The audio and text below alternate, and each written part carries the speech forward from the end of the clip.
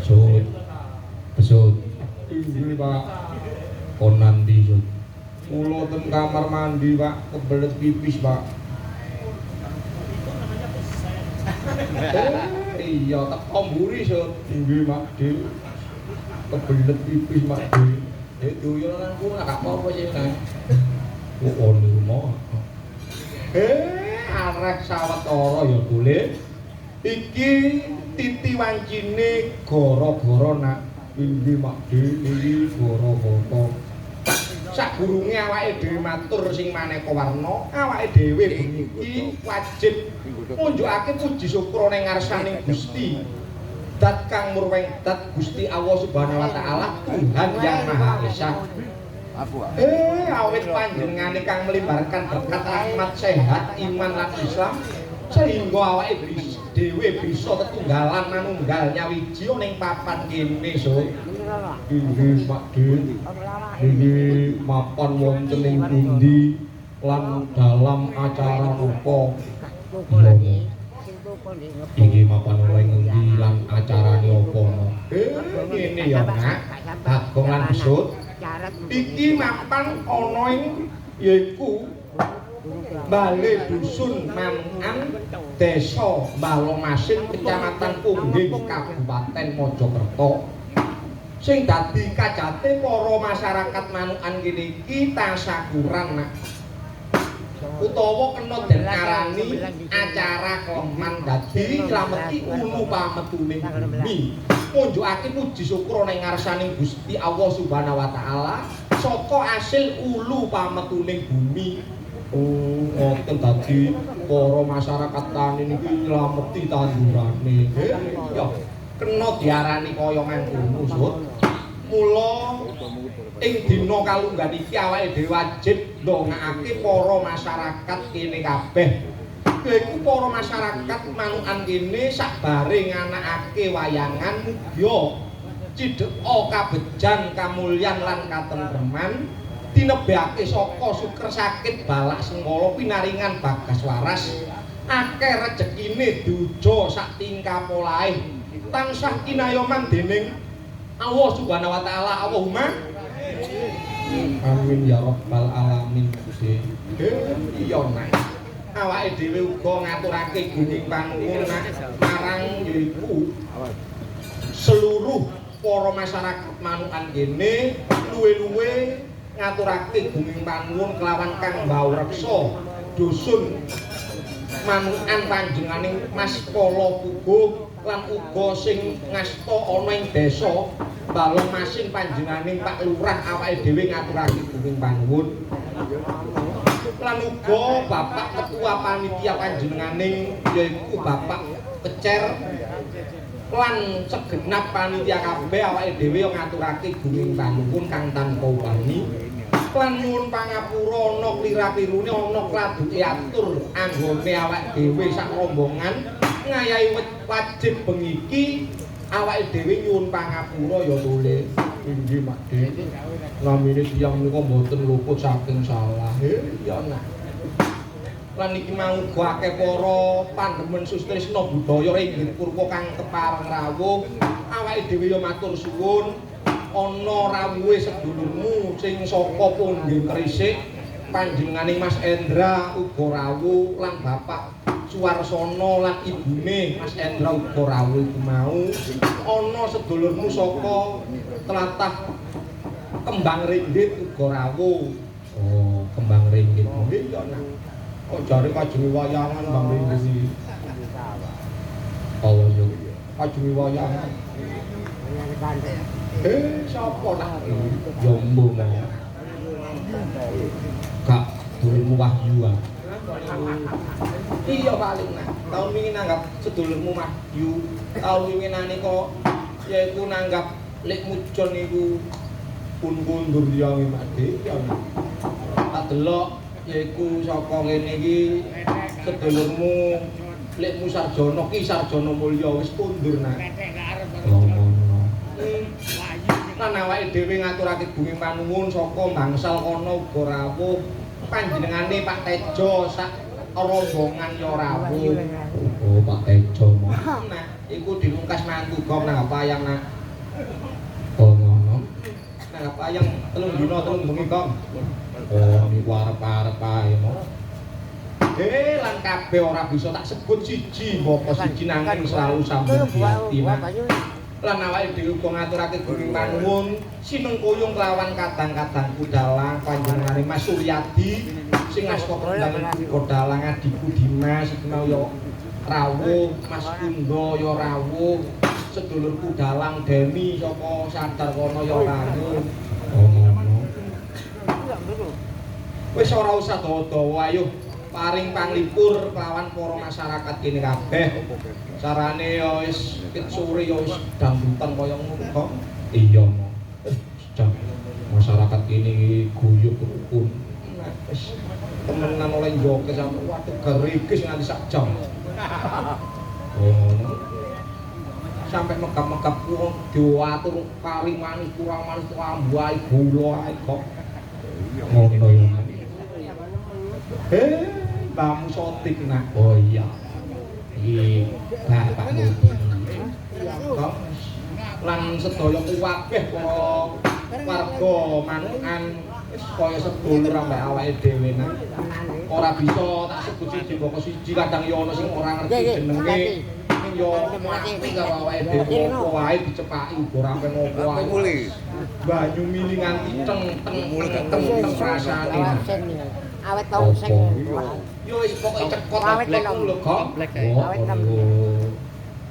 Aman mo. aman. Wis ora usah dawa-dawa iki awake dhewe iki nggawa pesinden 6 cacahe. Iya pesinden 6. Dikenalake siji mboko siji sing saka pinggir dhewe panjenenganing Mbak Kusundari nak.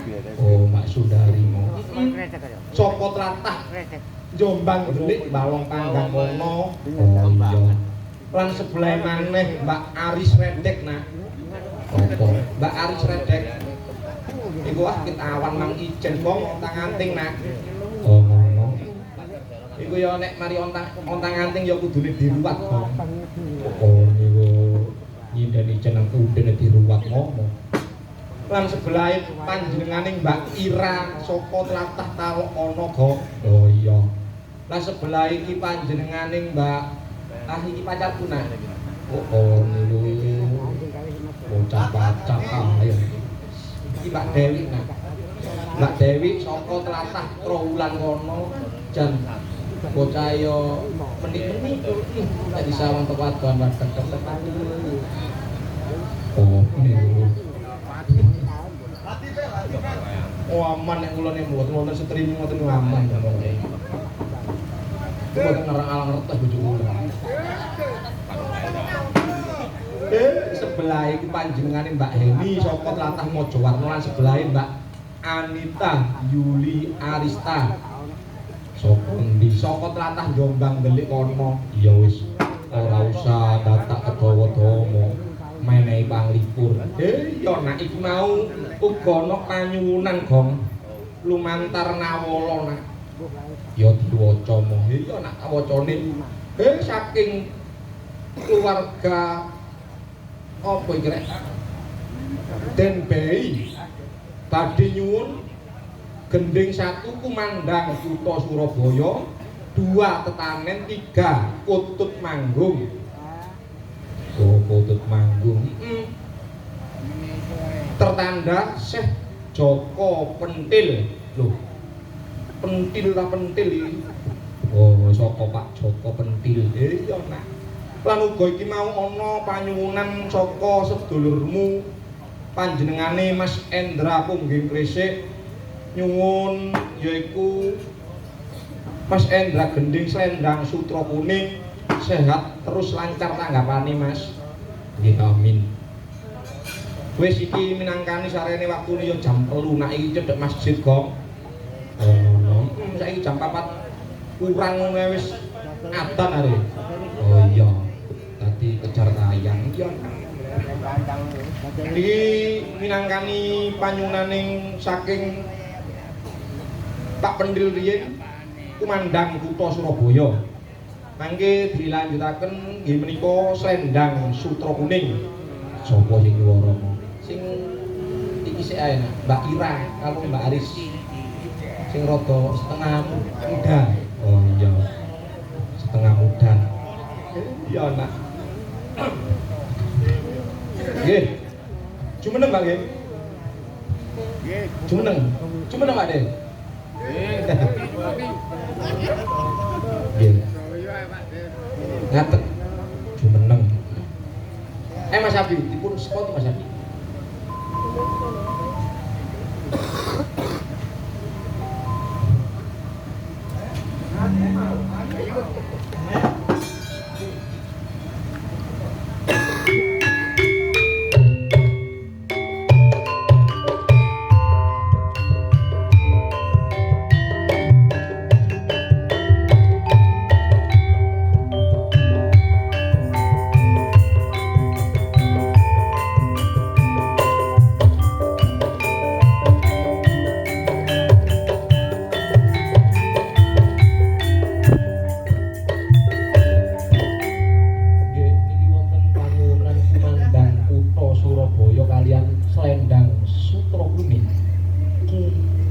Sawerane permen iki wae. Permen apa? Permen kopi ku. Oh, bae permen sundu. Permen mboten wonten sunduke wonten. Nek sunduke gak ada lho. Ya ora wis. Ora wis.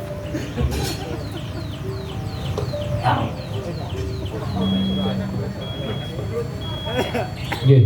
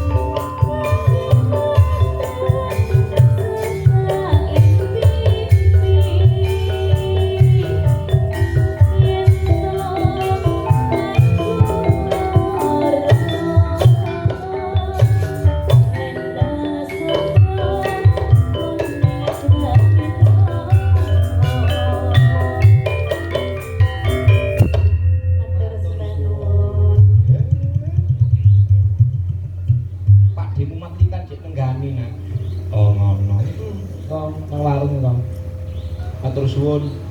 Lan uga iki mau ya Pak Baktiar Alfio Rawun. Oh iya matur suwun. Wis iki pinanggani iku mau Kumandang Putra Surabaya kelawan Selendang Sutra Kuning wis rampung, Gong. Oh iya. Saiki ayo nanjakake pesinden sing muda-muda iki nak. Ono. Iki Mbak Dewi, Mbak iya, Mbak sapa jenenge? Mbak Dewi, Mbak sinten? Mbak Heni kali Mbak Nita. Monggo jeneng.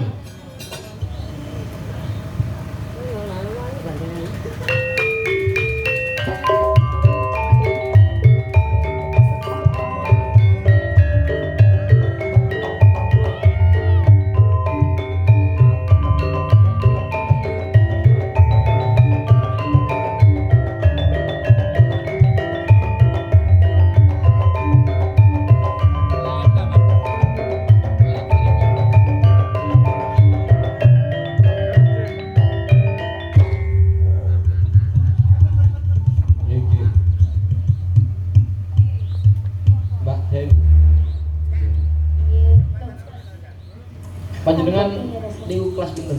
Kula tasih kelas tunggal SMK. Oh, tas SMK.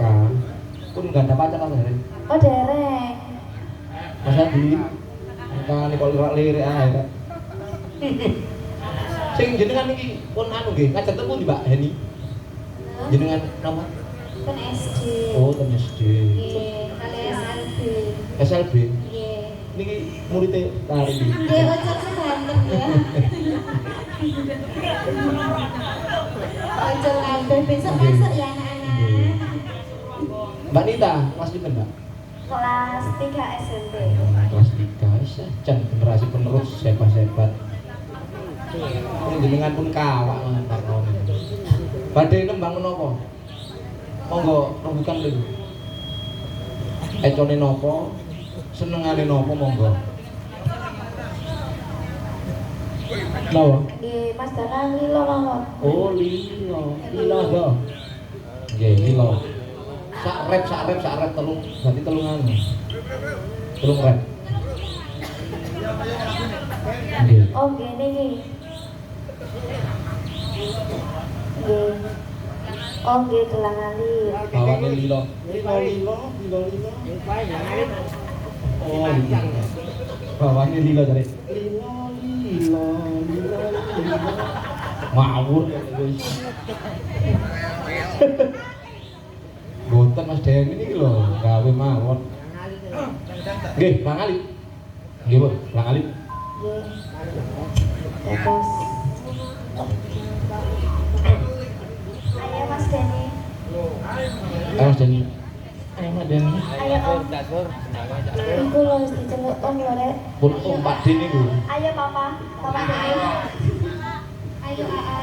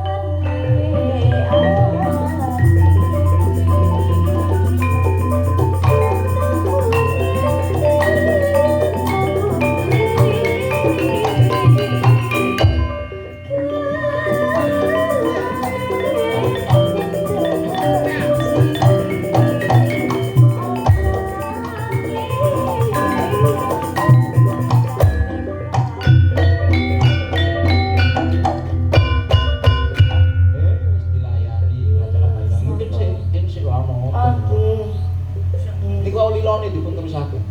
Oke. Nggih. Nggih. Pas eling kula. Kula niki menapa menika. Nggih, monggo. Oh.